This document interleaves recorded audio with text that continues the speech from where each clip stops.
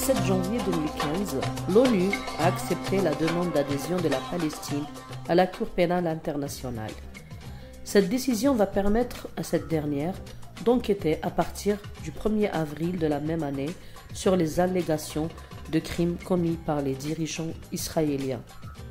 C'est une victoire pour la Palestine, qui prend désormais une place plus forte sur la scène internationale.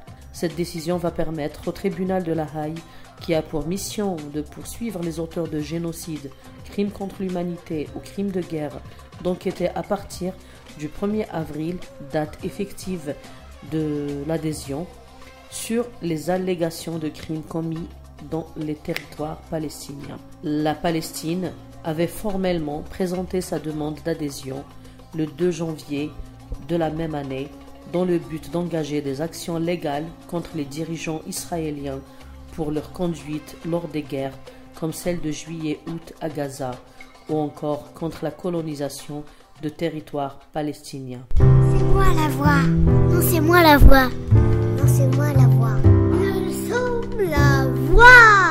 Nous sommes tous la voix des sans-voix.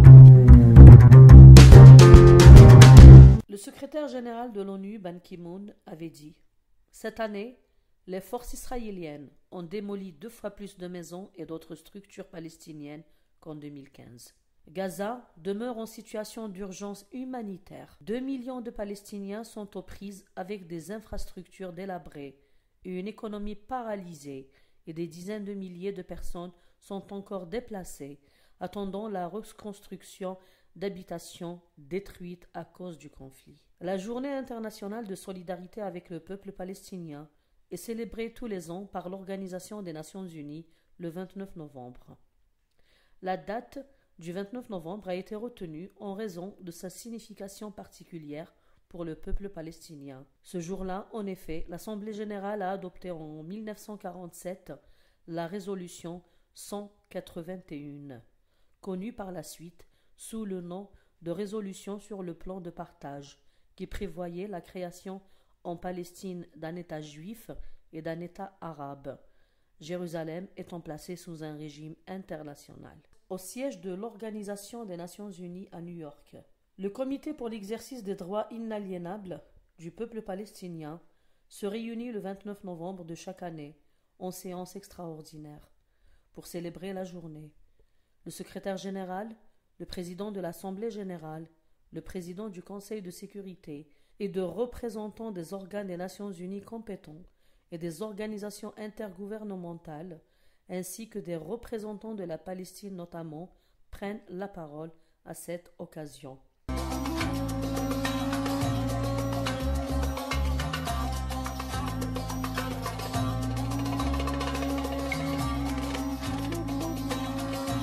Nous avons le plaisir d'avoir avec nous depuis Bruxelles Madame Leila Chahid, qui est d'une famille déjà très impliquée dans le mouvement national palestinien après la chute de l'Empire ottoman et l'institution du mandat britannique sur la Palestine, censée préparer à l'indépendance. Madame Chahid, merci d'être avec nous. Bonjour. Depuis novembre 2005 jusqu'en 2015, vous étiez déléguée générale de la Palestine auprès de l'Union européenne à Bruxelles. Et depuis 2015, Madame Leila Chahid, vous prenez votre retraite professionnelle pour vous consacrer à des actions culturelles pour la diaspora palestinienne. Je voudrais justement parler de cette adhésion à l'ONU qui est, d'une certaine façon, à quelque chose d'un peu virtuel, dans la mesure où elle ne changera rien au sort quotidien des Palestiniens. Est-ce finalement une question de dignité pour les Palestiniens, Madame Chahid? Non, je dirais que c'est loin d'être une question virtuelle. Premièrement, parce que c'est aux Nations Unies que la question de Palestine et que la création de l'État d'Israël a commencé en 1947. La seule résolution qui légitime un État juif en Palestine et un État arabe palestinien est la résolution 181 votée aux Nations Unies en 1947.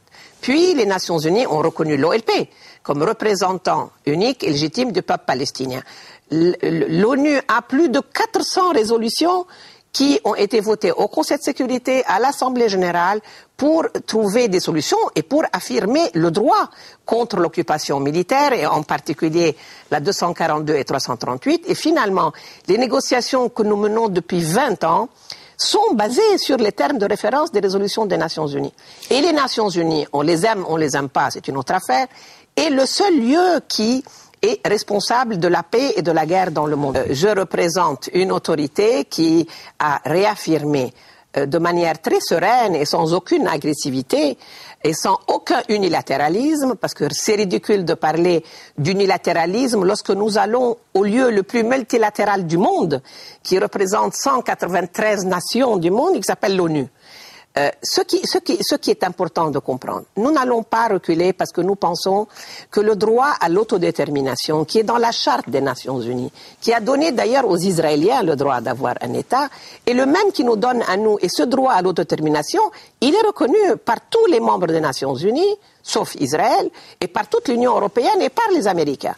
Et nous allons aux États-Unis pas pour déclarer la guerre, mais au contraire pour dire ce que vous avez dit dans votre introduction tout à l'heure, c'est que malheureusement 20 ans de négociations, au lieu de nous rapprocher de la solution de 2 États et d'un État palestinien souverain, nous a mis, surtout depuis l'arrivée de M. Netanyahou, dans une situation où M. Netanyahou prétend qu'il négocie, il est en train de grignoter l'espace où nous voulons faire notre État avec les colonies, avec le mur, impensable de continuer à faire la politique de l'autruche.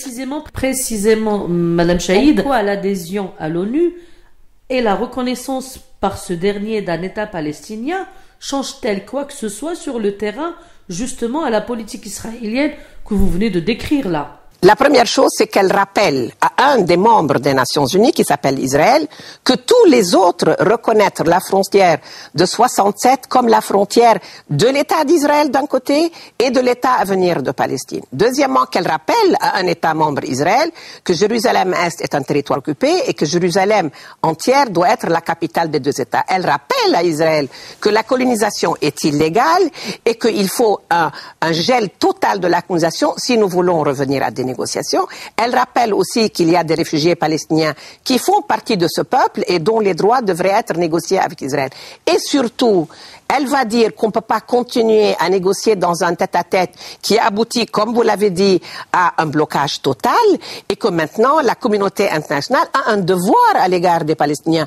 Est-ce que les Palestiniens seraient le seul peuple qui n'a pas droit à la protection du droit international? Tout le monde, le Sud-Soudan, le Kosovo, les Balkans, le monde entier a droit à être protégé par les Nations Unies, par le droit international. Mais elle est une arme qui peut être utilisée par les États du monde s'ils veulent être sérieux.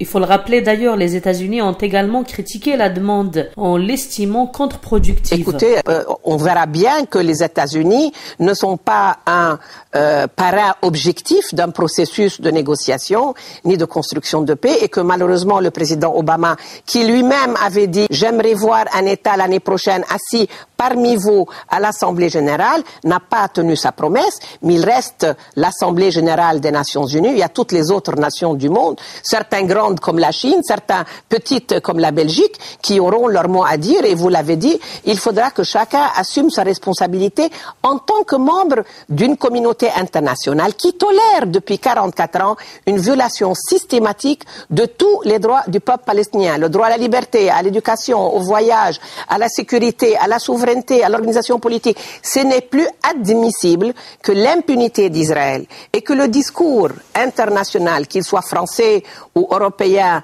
ou international, continue à tolérer cette impunité. Et nous pensons que nous avons montré combien nous sommes intéressés à reprendre des négociations. Mon président l'a encore dit à la délégation américaine qui est venue le voir à Ramallah. Il sera prêt à reprendre des négociations à n'importe quel moment. Demain, si vraiment il y a une prise en charge de ces paramètres de négociation et un calendrier clair et net, et ça ne contredit en rien, d'ailleurs reconnu déjà par les Européens dans toutes les résolutions européennes. Madame Chahid, là vous parlez de 2 choses.